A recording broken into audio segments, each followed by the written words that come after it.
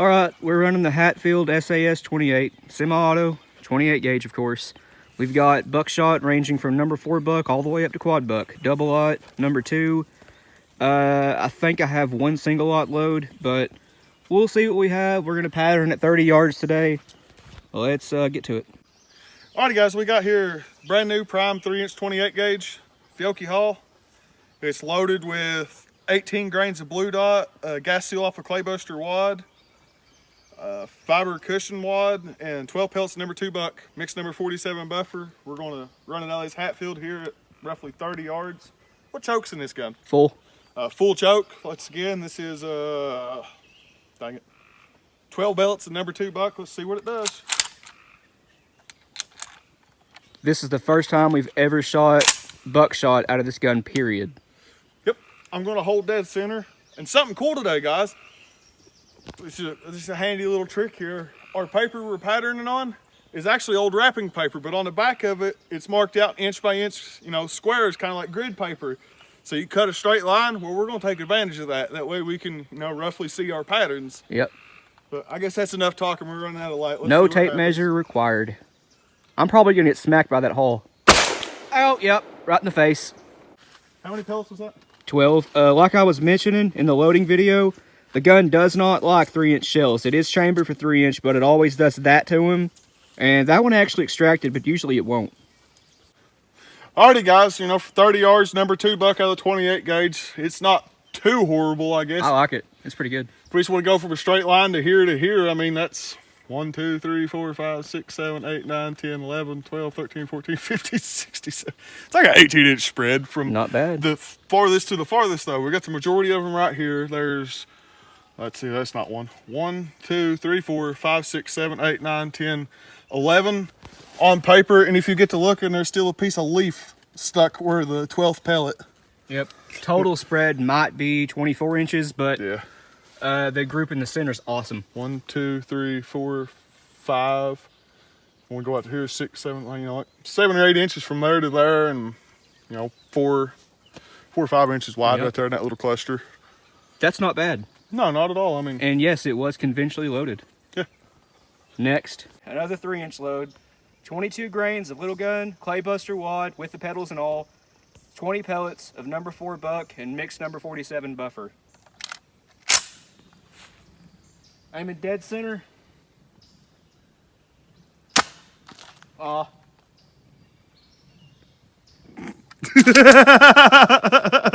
don't know what happened there.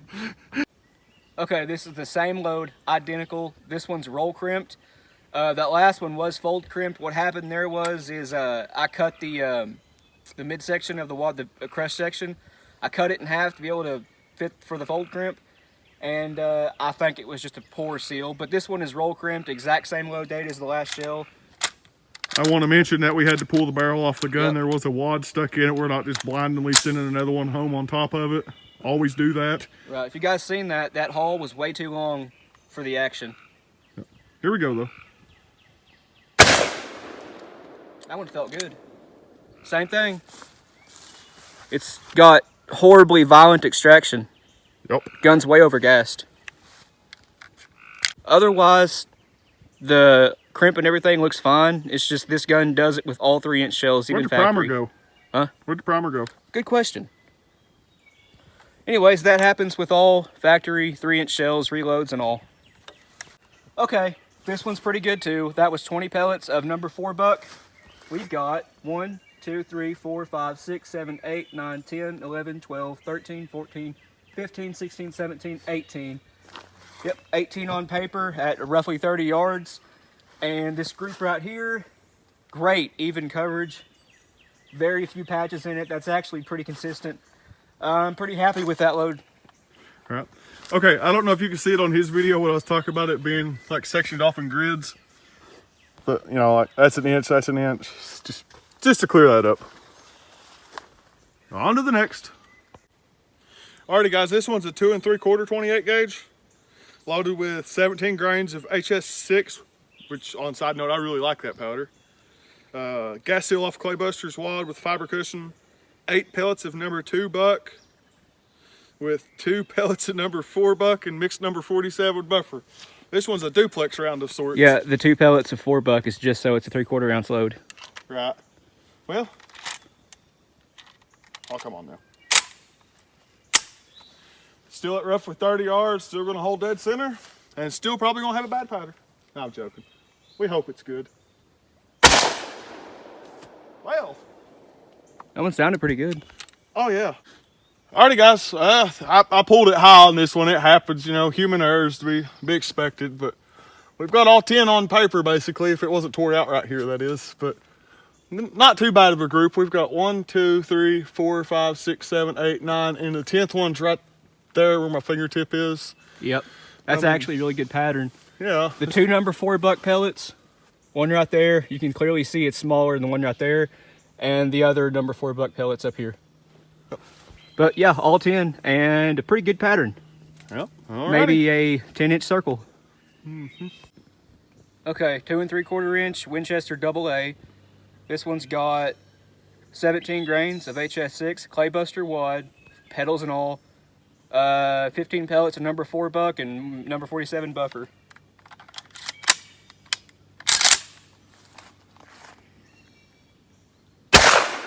All right.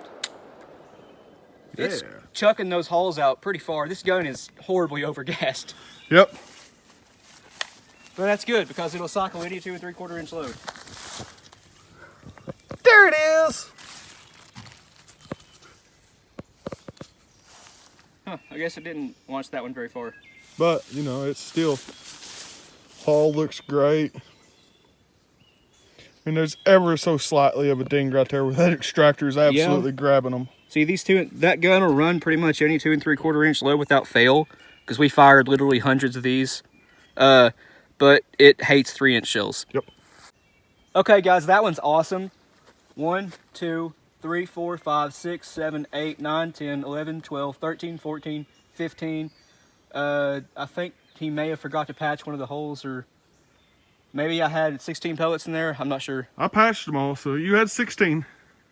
Okay, there's 16 pellets in that, I guess. Yeah, well. But pattern's awesome. Another 10-inch circle right here, maybe 12. Excellent coverage. I really like that load. Yep. On to the next. Oh yeah, by the way, guys, I said it before, I'll say it again. I really like HS6. I do too.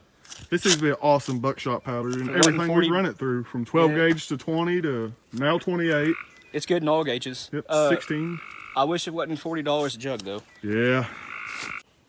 Alright guys, we got another 3-inch new prime Fiocchi Hall 28 gauge. This one's loaded with 25 grains of little gun with a 24 gauge nitro card, 1/8 inch fiber cushion wad with, believe it or not now, 5 pellets of quad buck and the new ITX buffer. This here is essentially a giant wad cutter. There's just 5 giant balls on top of each other. 38 caliber. Yep. Well, let's send her downrange. I do not want to get hit in the face with this one. No, it'll hurt. I'll step forward for you a little bit. Ready? Yep. Alrighty. See if I can't pull this one horribly. Hey.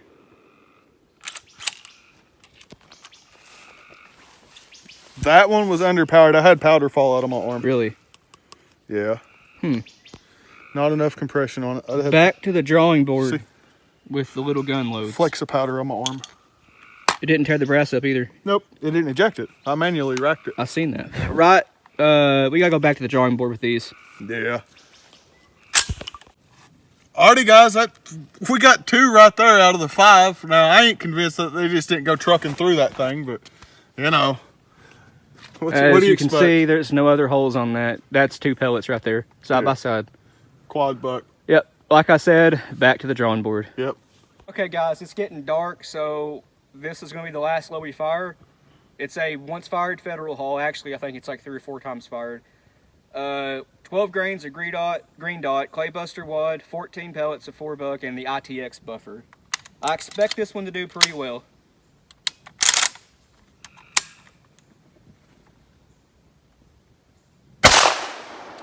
Awesome. It didn't extract it. Nope. Almost though. Yeah. The brass is fine. Nothing wrong with it. Alrighty. Gun's probably dirty. It's bone dry too. There's no oil in this gun. squib load, light powered underneath of it, loose unburnt powder floating around it. I mean, there's multiple factors of why it might not be ejecting. Yep. Okay, another awesome pattern. It might be another 12, maybe 14 inches, but look at this, from right here to right here. Awesome density. Guys, that would make one heck of a coyote round. Deer, if you're within maybe 25, 30 yards, but 1, 2, 3, 4, 5, 6, 7, 8, 9, 10, 11, 12, 13, 14. Looks like we got 14 to 15 on there, if I didn't miss one. But still, that's awesome. Yep. Alrighty. Alrighty, guys, deep in the woods of eastern Appalachia, we have, I don't know what that is, but it's a spider and he's not even an inch big. I know it's dark and it's kind of hard to see, but I just want to point out the manual for this gun. It does say do not fire hand loads in it, only factory ammunition.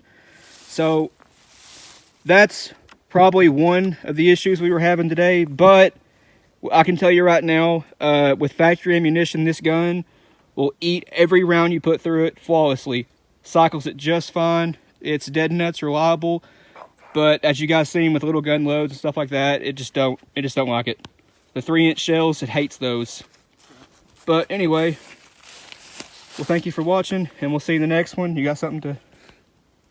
Thumbs up. Yeah. But quick thing real quick, contrary to everybody's belief, well, not contrary to everybody's belief, but you can bump fire these. Oh yeah, you can bump fire these guns. One slight dilemma with them, watch it, that pin walks out. When it walks out, it will poop all of its guts on the ground. Don't ask us how we know, just take our word for it. Yeah, I had to replace that pin because he tried bump firing it, and yeah, it crapped itself all over the ground.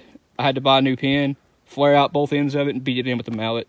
But it did run, I think, 4 in succession. You know, one single trigger pull, it, well, sort of. Anyways, it ran 4 before it walked the pin out. Yeah, loose pins. That's all. Alright guys, we're back down here at my house now. One thing we learned in the video is that just using the gas seal, the bottom of the wad off the Claybuster wad, doesn't really seem to work in the 28 gauge. That is a tapered wall wad, and the Fiocchi's are straight wall. And the bottom of the wad, it's pretty shallow, the cup is. When I pinch these out, they kind of just go flat. There's not really much of a cup there to actually open up and seal. So in the future, what we'll probably have to do is run a nitro card as a gas seal, maybe 2 of them. So, yep, we learned that. Going into the video, we knew that the gun probably wasn't going to work with 3-inch shells, and we were right. All 3-inch shells, factory, all the hot ones I should say, all the factory 3-inch shells and the hotter hand loads in 3-inch, that happens right there. We believe the gun is overgassed, which would explain ripping through the rim, and also you guys might have noticed the primer on one of those shells actually was blown out. It was missing, and it also did not extract it. And here's my theory on that. Okay, so this gun has a really long barrel. The gas bleed off is right here. Pull the fore end off, I'll show you. No, it's actually not. It's even back farther than that. It's right here. Okay, so my theory on what's happening is those higher pressure shells in the 3-inch, what's going on is it's bleeding the gas off before the shot and all the energy has a chance to actually leave the muzzle. And because of all that pressure and the whole ripping through the rim thing, my guess as to what's happened here is it's ripped through the rim before the shot has a chance to leave the muzzle, and all the pressure buildup still in the barrel actually managed to pop that primer out because it didn't pull it out of the chamber fully, just maybe an inch or so. The case was still in the chamber, the pressure popped that primer out, and obviously did not cycle the gun. The bolt did lock back though, so that's a plus, I suppose. But yeah, that's just my theory of what's happened there. That's the first time the primer situation has happened, but I have noticed on Buck and Slugger Loaders on Facebook, a lot of people have had similar experiences with Fiocchi's primers popping out with gas guns. And I've experienced it myself now.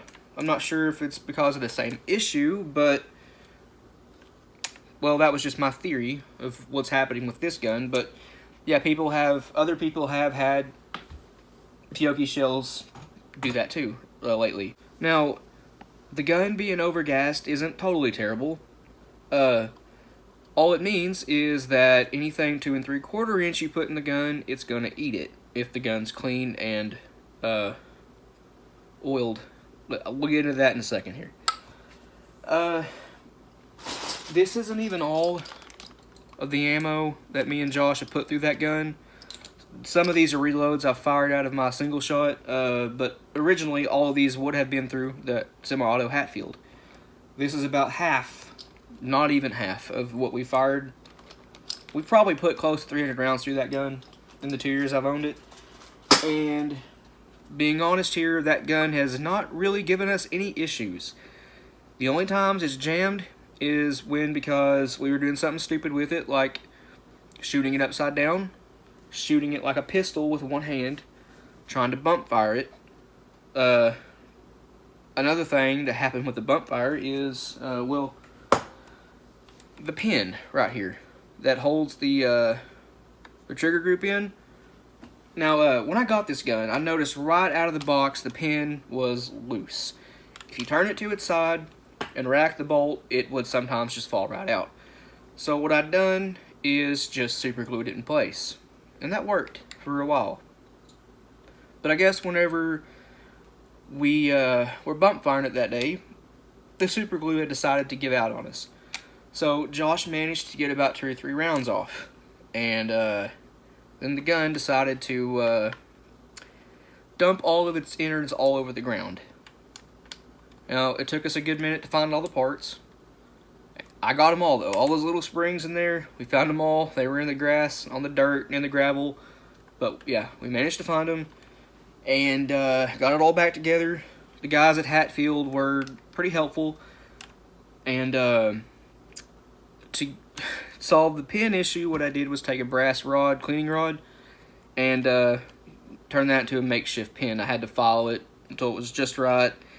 And it didn't really work. The more you shot it, the pin, it just eventually warped, it got bent, and it kept falling out. So I just took some tape and taped up both sides of the receiver and kept it like that for a while. And then recently, I decided I wasn't going to mess around with the tape and the brass rod anymore, so I broke down and ordered me a new pin off Hatfield's website. It's pretty cheap.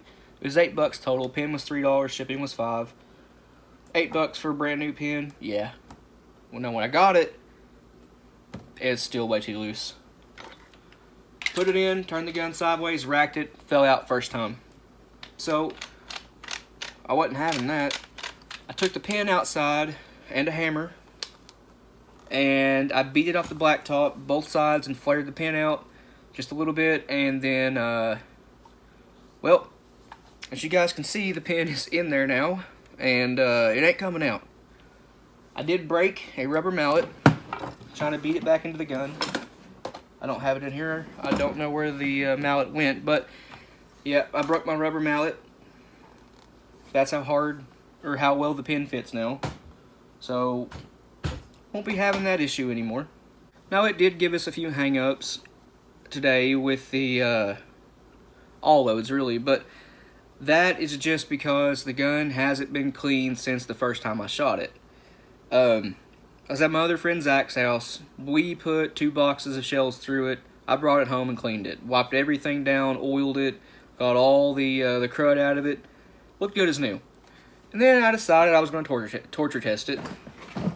Me and Josh put a crap ton of ammo through it, and I haven't once cleaned it. Haven't oiled it, nothing. And, well, now I need to clean and oil it, obviously. Because before, the gun just it ate everything. 2 3/4 inch, doesn't matter what it is, it would eat it. Overall, we're pretty pleased with the patterns. Now, I expected the gun to do pretty well, but I didn't expect it to do as well as it did. Now, we were only at 30 yards, roughly, We could have taken it to 40 or 50, but we didn't do that today. Like I mentioned, that was our first time ever really shooting 28 gauge buckshot seriously. Well guys, I guess that's going to end this one here. We appreciate you watching. Please like and subscribe. We really appreciate that. It helps us out a lot. We're trying to grow the channel up to 1,000 subs. Guys, if you have any 28 gauge buckshot loads that you want to share with us, let me know down in the comments, and I'll load one up. We'll load a few of them up, and we'll see how that does. Because right now, I am pretty interested in the 28 gauge buckshot world. It's not really something that people do, because traditionally, 28 gauges are looked at as skeet guns and bird guns, small game, but I feel like they can just be more than that. So, yeah, if you got any cool 28 gauge buckshot loads, let me know in the comments. I'd like to see them. But, yeah, that'll end this one here. Thank you guys for watching. Got any questions, comments, leave them in the comment section below. We'll get back to you, and we'll see you in the next one.